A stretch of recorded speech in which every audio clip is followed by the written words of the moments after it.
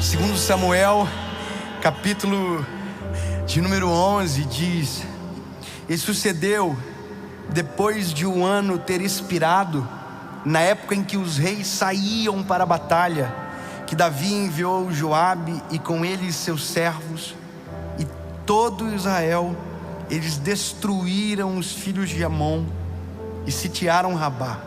Davi, porém,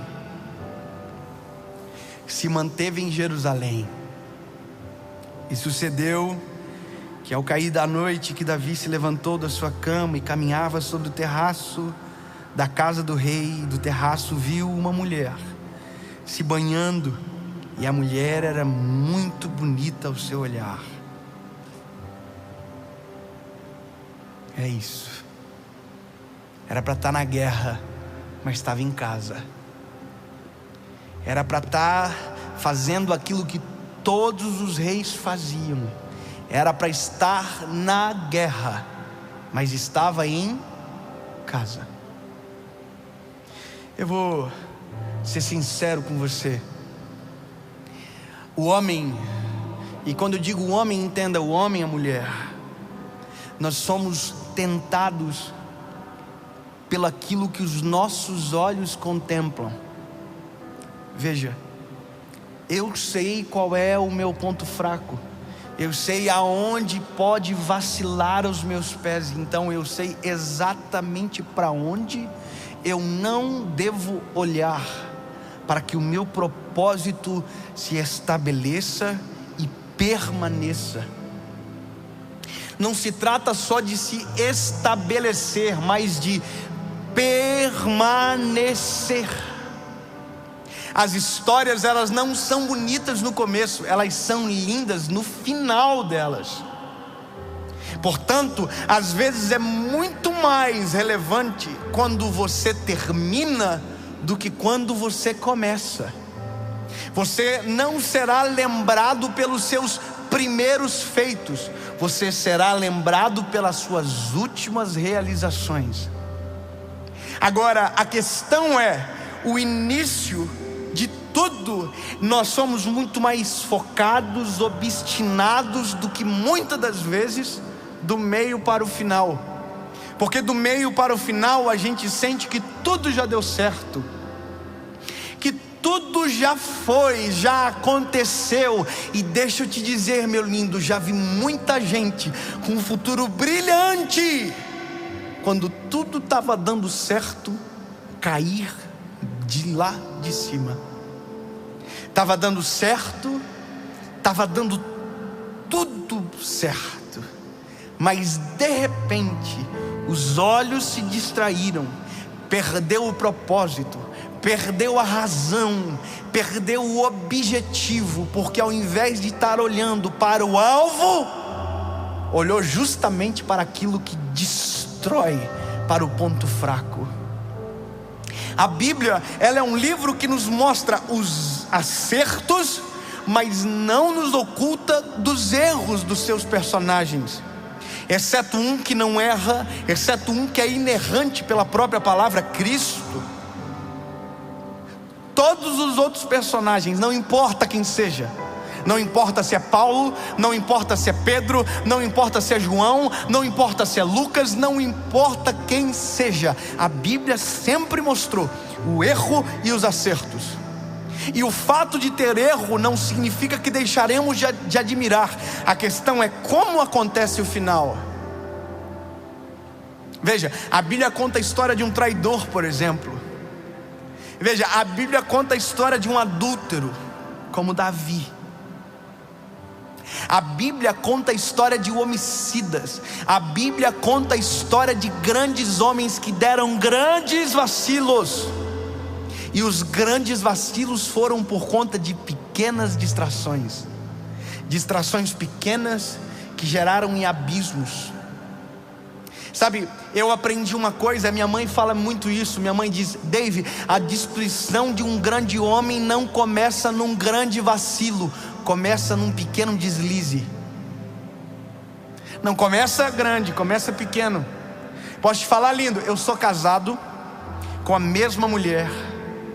A minha esposa é a Paula. Eu amo ela. Eu tenho muito temor em dizer isso para vocês.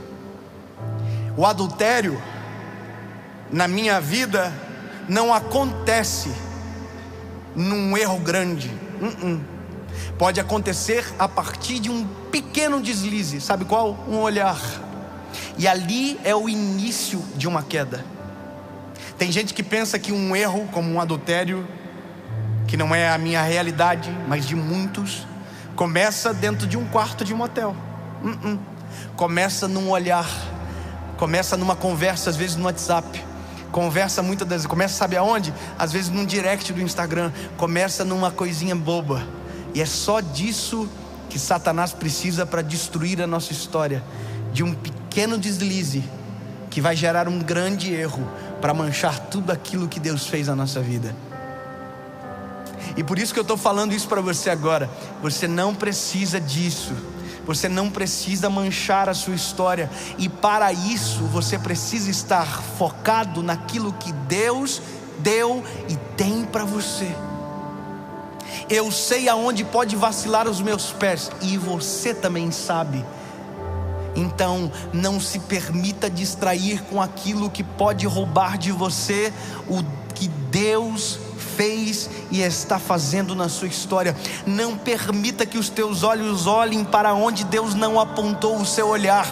Não permita que o seu coração vacile exatamente naquilo que Deus até agora tem guardado o teu coração. Por isso que as distrações são as principais ciladas para destruir o propósito de alguém.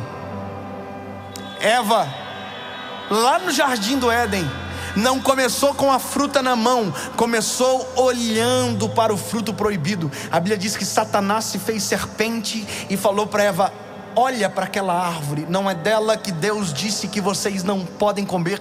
Quando ela mudou os olhos de lugar, quando ela virou justamente para aquilo que não era para ela nem passar perto, foi exatamente aonde a queda do homem começou, na distração. Davi era para estar na guerra, mas ficou em casa.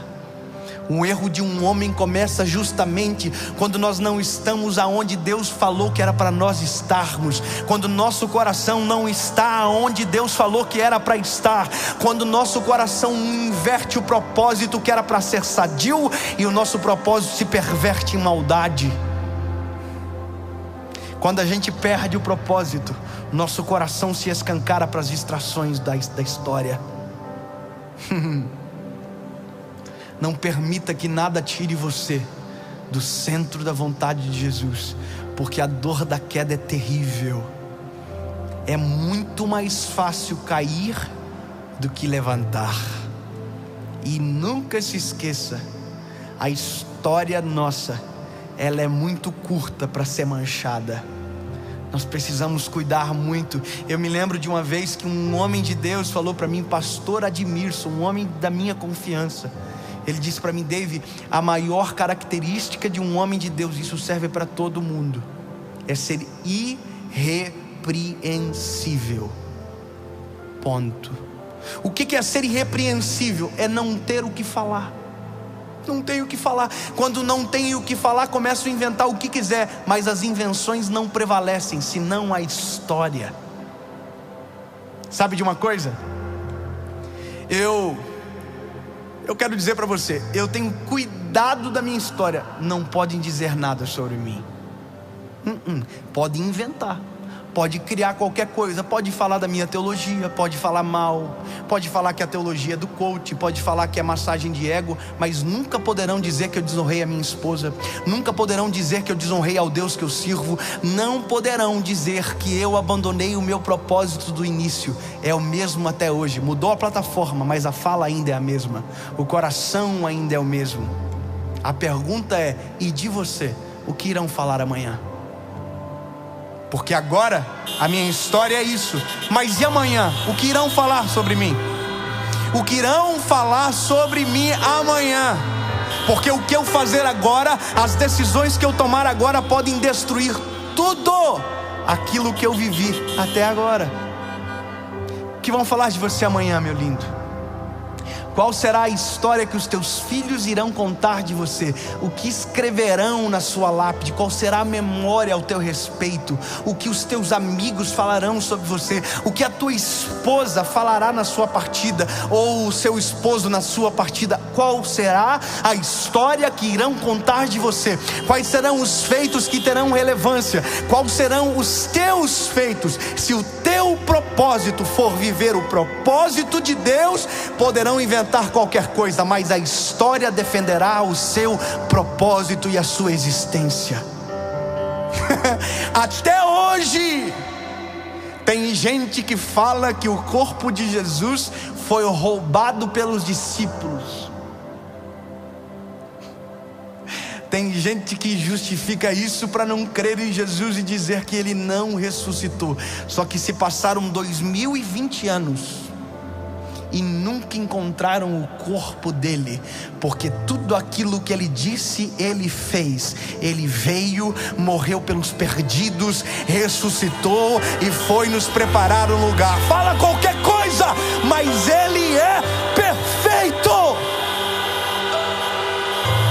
E a Bíblia diz que assim como é, que sejamos nós também. Se Ele é santo, eu preciso buscar ter uma vida de santidade também. Se Ele venceu, eu tenho que ter bom ânimo, porque em nome de Jesus, nós venceremos também.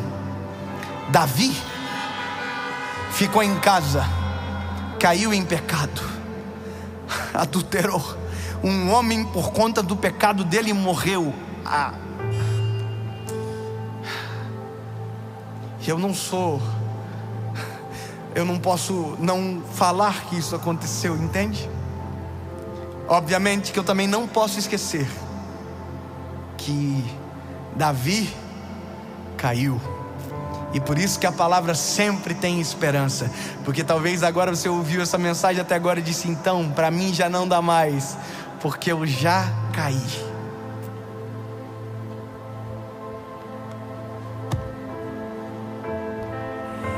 A Bíblia diz que da mesma forma que Davi caiu, ele se levantou. O nosso maior defeito, depois da distração, é o como a gente absorve a responsabilidade do que a gente cometeu. A Bíblia diz que Davi, quando foi admoestado por tudo aquilo que ele fez, a Bíblia diz que ele dobrou os joelhos na frente de todo o povo, colocou roupa de saco, jogou cinza sobre a cabeça e reconheceu: eu caí e preciso de misericórdia para levantar. Se você caiu, há misericórdia de Deus para você levantar. Há perdão de Deus sobre você. Há uma chance de Deus para a tua história. Mas antes do perdão de Deus vir sobre você, você terá que ser homem para reconhecer que caiu. Você terá que ser mulher para reconhecer o que caiu. Reconhecer que caiu. E quando você assim o fizer, levanta de novo, sacode a poeira, porque quem disse? Quem foi que disse que a gente não precisa de Jesus de dia, de tarde e de noite? Se você cair, a Bíblia diz que Deus é poderoso para te levantar.